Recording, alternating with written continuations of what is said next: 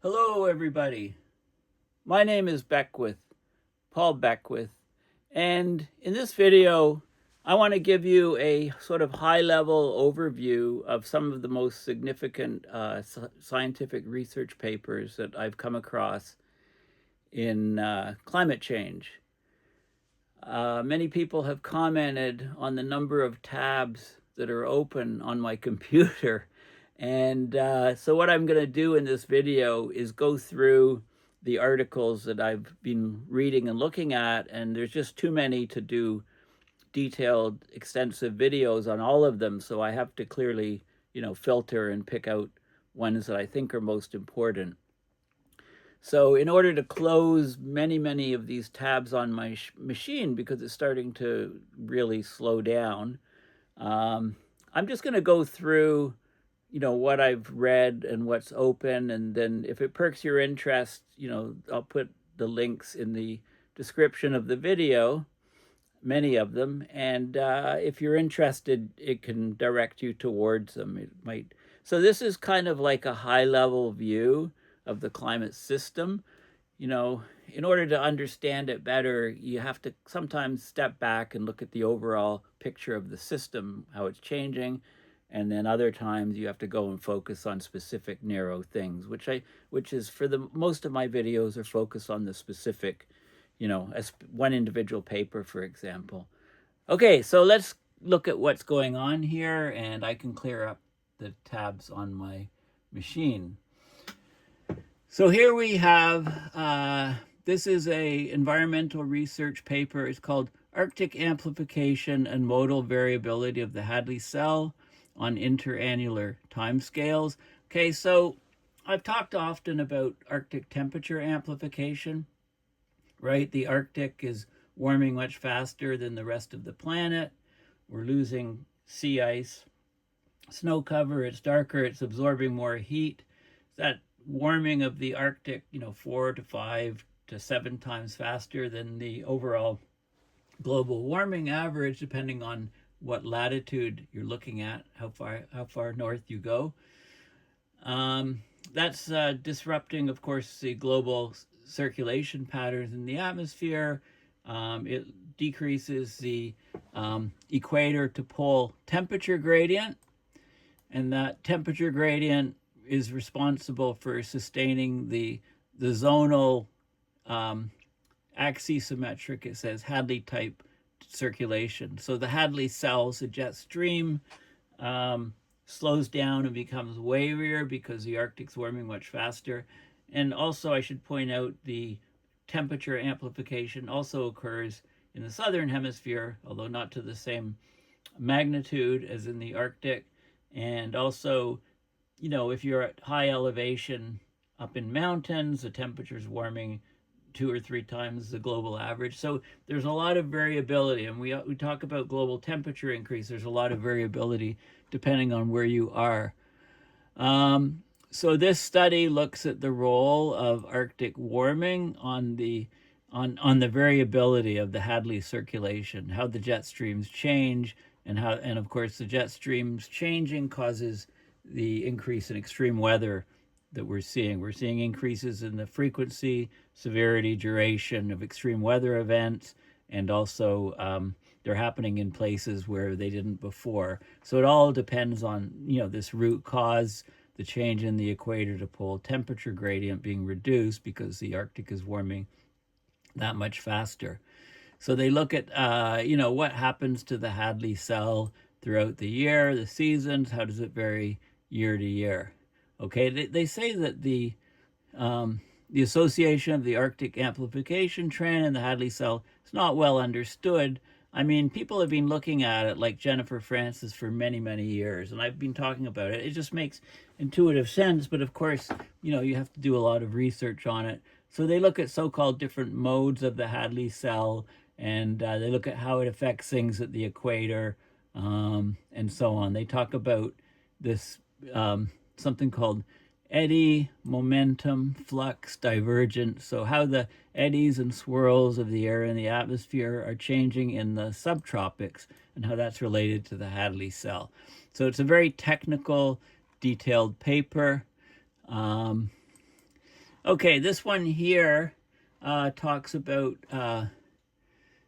what happened. What did I do? That one. Okay, I seem to have just lost the last one. Okay, well, we won't worry about it. This one here talks about the interaction of solar radiation modification with Earth system tipping elements. So one of the big concerns is that we're rapidly approaching tipping elements in the system. You know, we passed 1.5.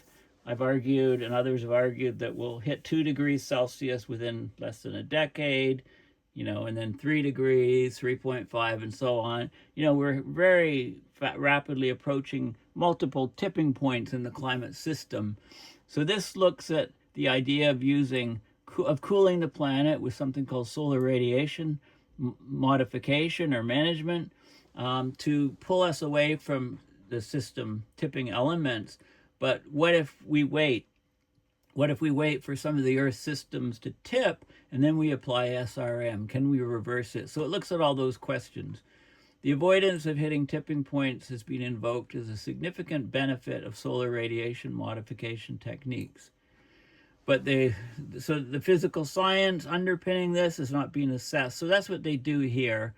They look at how cooling the planet with solar radiation management. Think of like stratospheric aerosol injection, putting aerosols in the upper atmosphere and the stratosphere to block sunlight to cool the planet.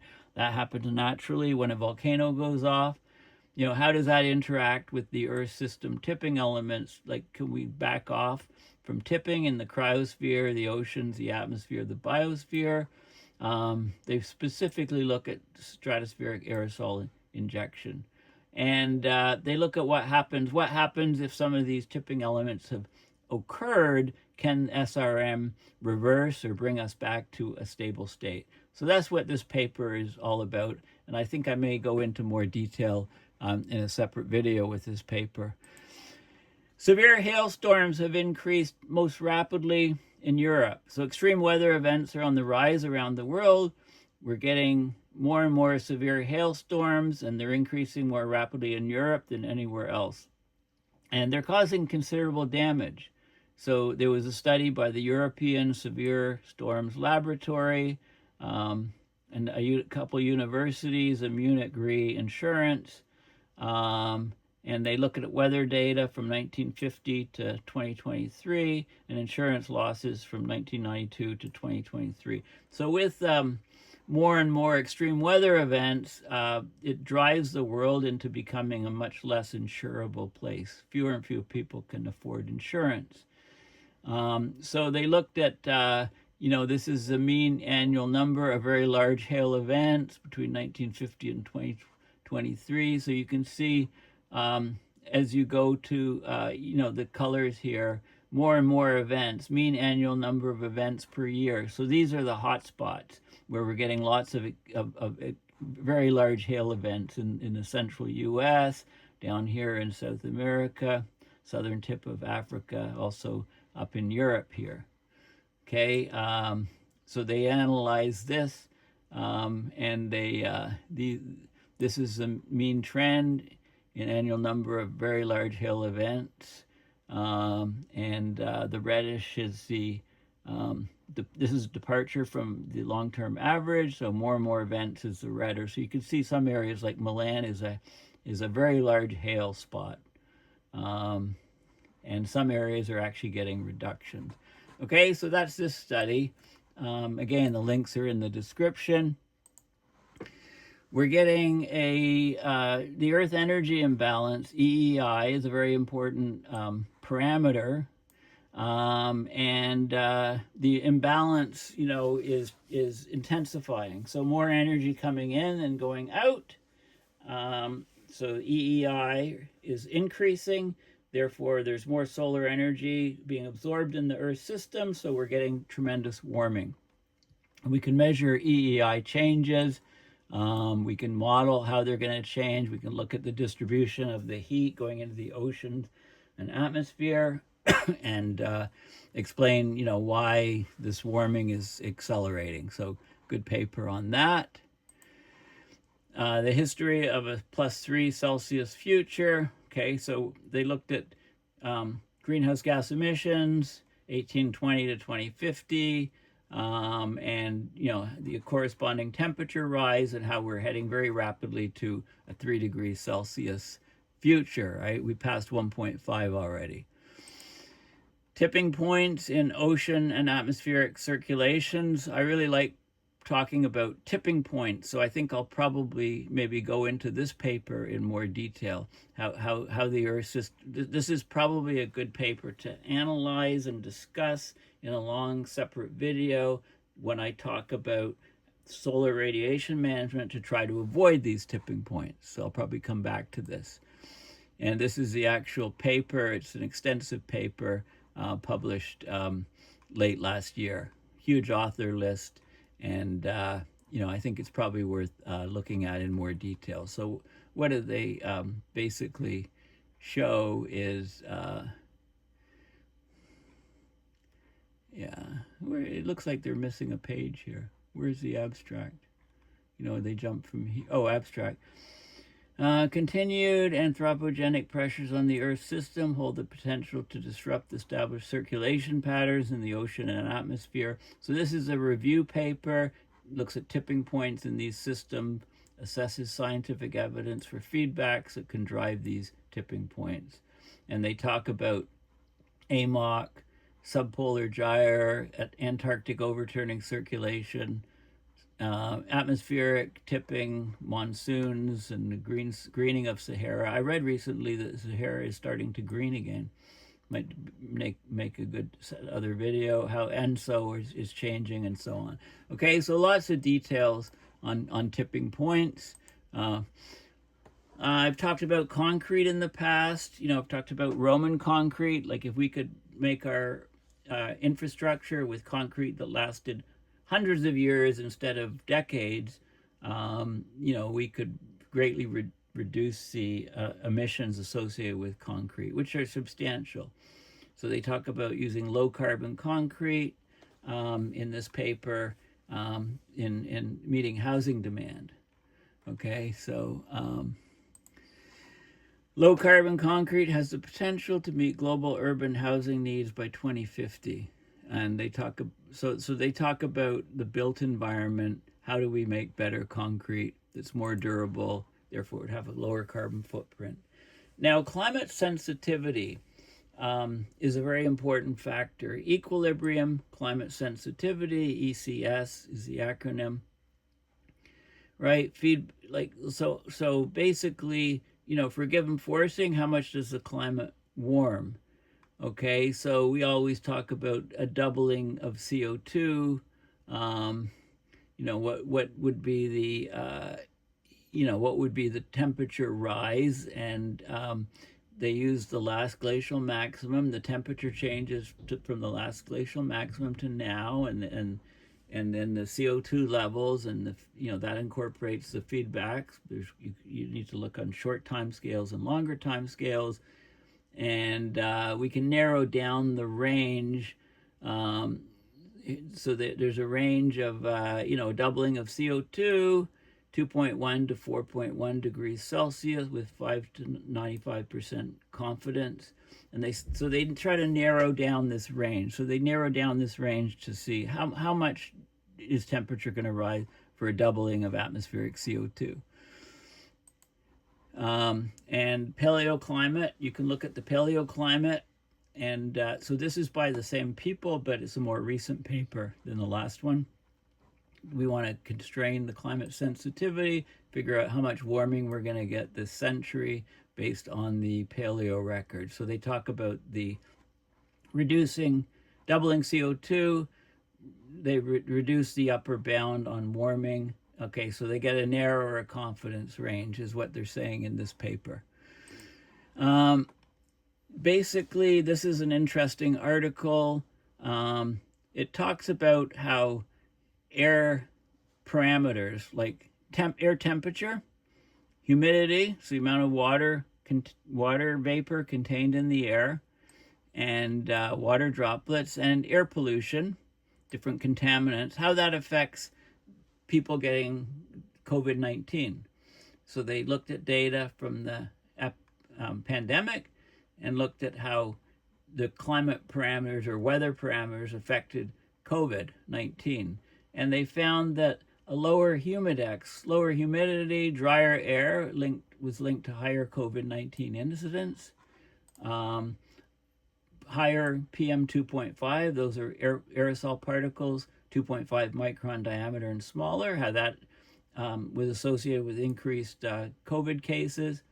So yeah, they tried to tease out things that made the virus transmit through the air and last for longer in the air. How do we get collective action on climate? So this is a Stanford University article based on a paper. The findings are one of the most effective ways to get individuals to act together on climate involves showing them how past collective actions have delivered structural change. Like, what doesn't work? What doesn't work? If you induce guilt in people, it doesn't work. If you emphasize the co-benefits of health and economic growth, doesn't really work. You have to show people what has worked in the past. So this is an interesting way. How do we get more effective change, action on climate? This is a paper on the grasslands around the planet. So it has to do with how much carbon is stored in soils, what fraction of the planet is grassland versus forest, coniferous, deciduous, mixed versus, tundra, ocean, etc. So the real estate on the planet, what fraction is grass, how much carbon is being stored in grassland. And they found out that what we thought, the coverage of grassland needed to be corrected. There was inconsistent definitions of grassland identity, classification flaws related to woody plant cover. So they corrected these errors to get a better idea for how much carbon is stored in the soil. This is in the first foot of soil, basically. Okay, so a detailed study on that. Atmospheric methane removal. I spoke recently in a video talking about how this was kind of like you get a large bang for the buck. In other words, because of the short lifetime of methane, we identify the point sources and we're to cut methane significantly. It's generally there's the number of high emitting methane sites is not as large as you might think. So if we actually did something about those, the worst offenders, the sites that are the worst for methane emissions from human activities, we could go a long way to reducing methane, which would shave off, I think, up to 0.3 degrees Celsius of warming in a decade. If we cut methane from the high emitting places, I think up to 45% or something. So this is a paper on atmospheric methane removal. They say a third climate intervention. The first two are carbon dioxide removal and solar radiation management. So the third is atmospheric methane removal. They use the acronym AMR here. Atmospheric methane removal is a third class of climate intervention, along with CDR and SRM. Unlike CDR, pulling out carbon dioxide, the avoided warming of methane removal, it's not durable because of methane's short atmospheric lifetime, but the temperature rebound upon termination is less abrupt. So they talk about all of those factors, and when you talk about methane removal and stuff, it changes the air quality, ozone in the air, and things like that because of the chemical reaction. So paper on that. If you account for the ocean impacts, you can double the social. Nearly doubles the social cost of carbon. So we're trying to work out the social cost of carbon. How many, you emit a ton of carbon. What does it cost society? And a lot of models don't account for what's going on in the ocean, which we need to do. And it makes the cost much higher if you account for the ocean. Air quality impacts, they talk about stratospheric aerosol injection in the stratosphere and how much does some of that aerosol come down into the troposphere and affect us. The effect on air quality for us is likely small, mainly driven by changes in climate, which are caused by the aerosol injections, not the aerosol settling itself. Interesting paper. Some of the key climate science insights from last year. This is, some of the things about, some of the key things that people were discussing. One of the findings is that we have to do a scale up of carbon dioxide removal, right? Emissions are still rising at record high rates, so we don't have any choice. And I argue, of course, that we need SRM, and I talked recently about methane removal, and that was also in a previous article. Terrestrial Arctic temperatures are changing so quickly. We're getting bioclimate extremes. The flora and fauna in the Arctic is changing rapidly. Severe consequences to the cold ecosystem there. No surprise there with this paper. Ocean warming. This looks at kelp populations. They call it warm edge. This is where warm water meets cold water. Kelp needs to, a certain temperature range to be maintained, and the ocean gets too warm, the kelp vanishes. Kelp forests just vanish. And kelp is a huge carbon sink. So this is very important information, what happens with marine heat waves and what happens to the kelp. Permafrost and wildfire carbon emissions.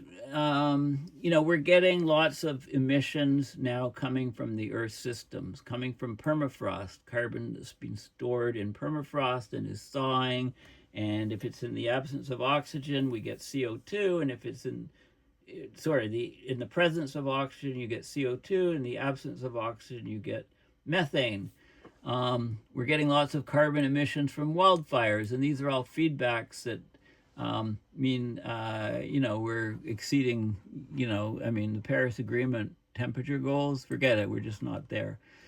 This was just an interesting article, a scientific paper on the European presence in the Americas. 1492, Columbus sailed the ocean blue. Of course, the Vikings were in Newfoundland, Canada, much earlier. I was fortunate enough to visit Lanso Meadows, a Viking site.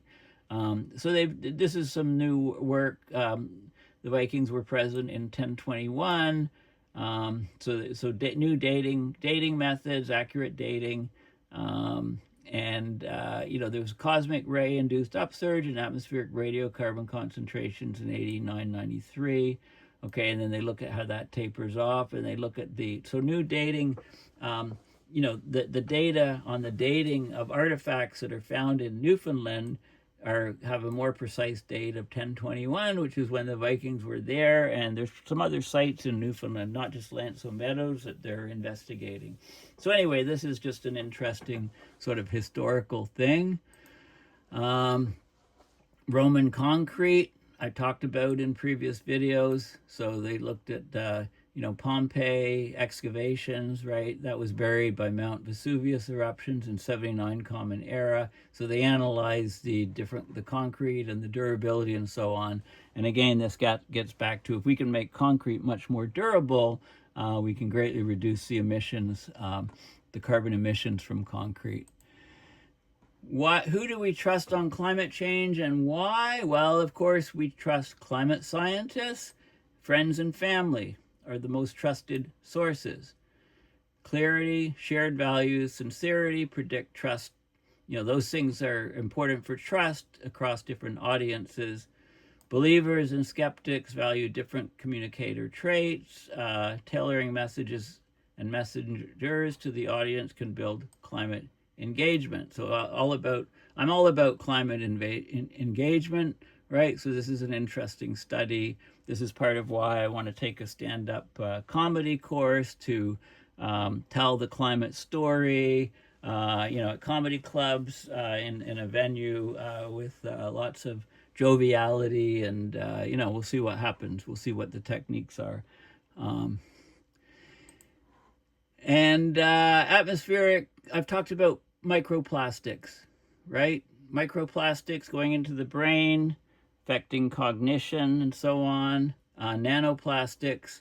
So this is how we're getting microplastic emissions coming from the land and the ocean. Interesting study recently is when there's a lot of snow melt, there's a very poor air quality. So across Ontario, when we had some very warm days above zero and lots of snow melted, the air quality was horrible. It was among the worst in the world.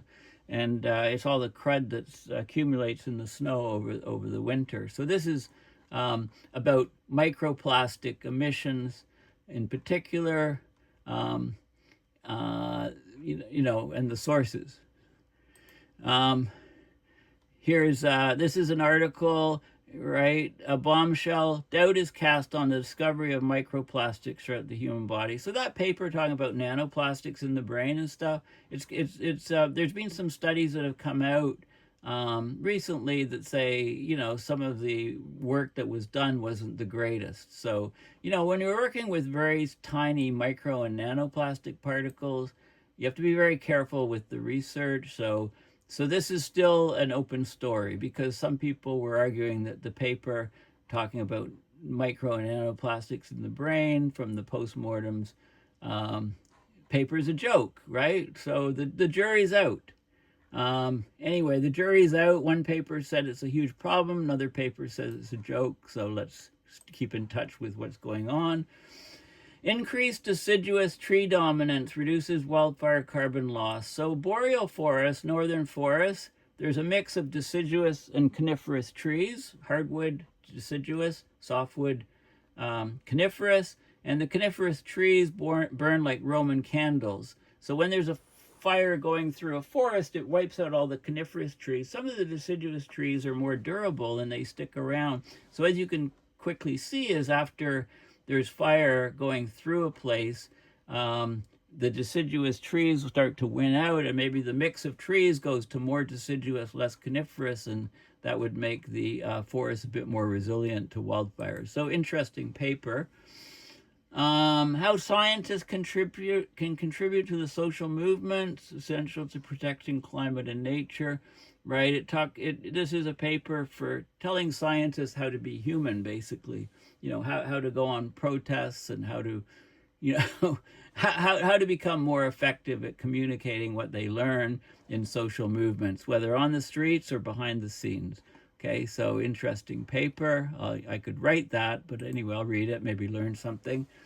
New source of abiotic methane in the Arctic Ocean. This is methane that is seeping up from the ocean floor, venting up. And they looked at measurements here between Svalbard and Greenland, and went down and looked at the here's a vent here, an active vent. They're trying to measure the release and look at the ecosystem around it and so on. So very interesting and important. Continued Atlantic overturning circulation. So this paper was arguing that the AMOC is a bit more durable than we think and can withstand climate extremes. And although it's slowed down, it's not likely to shut off. They can say, they talk about the interrelationships between the AMOC and the Pacific Meridional Overturning Circulation, PMOC, which we don't talk about too much, and how they interact and can reinforce each other. So important. This is more details on the PMOC, spontaneous activation of the PMOC, how long-term ocean responses and warming to greenhouse forcing, and how the PMOC will change. The East Antarctic polynyas, the areas of open water, they talk about how they're important for ice growth and how they're changing over time in this paper. Cloud cover across the continental United States. Of course, cloud cover is changing, as we have fewer aerosols and fewer clouds, more solar radiation can hit the planet, causing more warming. So this is a detailed paper on that. Westerly jet stream waviness, the Rossby waves, how it changes mid-latitude hydroclimate variability. So we're getting more and more extreme weather events and hydroclimate impacts, and they talk about how it's changed over time. Okay, so they looked into the deep past to see how things were changing. Ocean current collapse could trigger profound cooling in Northern Europe, even with global warming. So we got a tug of war, right? Global warming, warming things up. If the AMOC significantly shuts down, reduces speed, reduces volume flow rate, could even collapse or rewire, shut down and rewire in a different place. We'd have profound cooling in Northern Europe. Okay, even with global warming. As the AMOC weakens, currents in the Nordic Sea can actually increase. Talks about it here. How do clouds respond to aerosols? This is a study from volcanic eruptions to see, what happens to, how do we improve global climate models. Microclimates can amplify or mitigate extreme temperatures associated with climate change. So they looked at, this is very important for biodiversity and stuff. Microclimates, sort of climate within, a field or within a forest or, something, how that affects the animals that live in that region. The Hunga volcanic eruption, right? Just want to remind you, this was a huge volcanic eruption, occurred under the water, sent all kinds of water vapor up into the atmosphere. And there's a 382 report on what happened if you're interested. They talk about the ENSO patterns. The ENSO's actually changed. The ENSO used to be warm, the El Nino, warm water collecting off South America. Work has shown that more recent El Ninos are Central Pacific equatorial warming as opposed to the water sloshing right up to South America, and that has different implications. And we had, it looks like we're heading into an El Nino this year, and I've talked about that, what we can expect. Overpopulation, environmental impacts of overpopulation, interesting article. Don't talk about that too much, but it is definitely a factor. Toxicology and climate change. New environmental toxins are becoming more toxic in a warming world. They talk about the connections of the warming and different effects of the toxins. Gazing into the Flames, a guide to assessing the impacts of climate change on landscape fire. So, and again, I just spoke about the deciduous coniferous mix, how that's important. But, there's more and more fires, and they're, hopefully, they're starting to get bad in some places already. Southern Ocean summer warming, regulated by storm-driven mixing of the water, right? Mixing of the water from the surface to deeper depths. Agriculture yields, we all have to eat, so changes in agricultural yields under climate change and global food security, an important paper on this topic. Increasing risk of mass human heat mortality if historical weather patterns recur, on top of all of the warming that we've had. Indian Ocean disaster. What happened? What disaster? They had three tropical cyclones in a week. So this is a Nature paper on what happened in those events. The Kuroshio extension, that's like the Gulf Stream equivalent off Japan. The Gulf Stream. So the Kuroshio and the Gulf Stream dominate the eddy kinetic energy intensification. Okay, so these are the swirls, eddies are the swirls in the ocean, and they're getting more energetic. And they account for 90%, it says, of the ocean's total kinetic energy. So what's happening with those under climate change?